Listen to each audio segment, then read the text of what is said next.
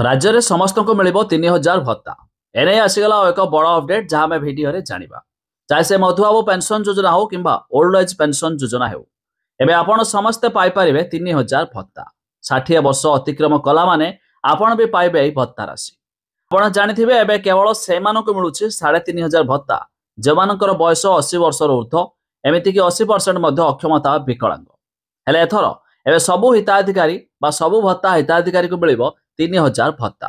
आसतु संपूर्ण अपडेट जानिबा ता पूर्व वीडियो को लाइक करंतु सब्सक्राइब करन थिले एवं सब्सक्राइब करी पाखर थिबा घंटी चिन्ह को दबाई दियंतु। एवं मिलुथिबा सूचना मुताबक खूब शीघ्र अर्थात आसंता मास ठारू 3000 भत्ता मिलिबो बोली सूचना रहिछि। एवं जो माने 1000 भत्ता पाउछंती सेमानकु भत्ता एबे 3000 टंका हेबो अर्थात सर्वनिम्न भत्ता राशि एबे 3000 मिलिबो।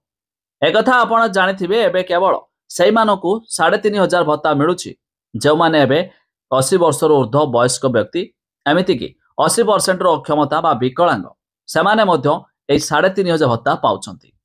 हेले जो माने एबे 1000 भत्ता पाउछंती विधवा भत्ता ओल्ड एज पेंशन योजना मधुबाबू पेंशन योजना तेबे एई सब योजना क्षेत्र में एबे सर्वनिम्न 3000 टंका भत्ता राशि मिलवाकू जाउछि। तेबे मिलुथबा सूचना मुताबक एई वर्धित भत्ता राशि आसंता मास ठारू मध्य प्रदान करा जाय पारे। तेबे आपण माने केउ जिल्लारू वीडियो देखुछंती ता निहाती कमेंट करी जणाइबे।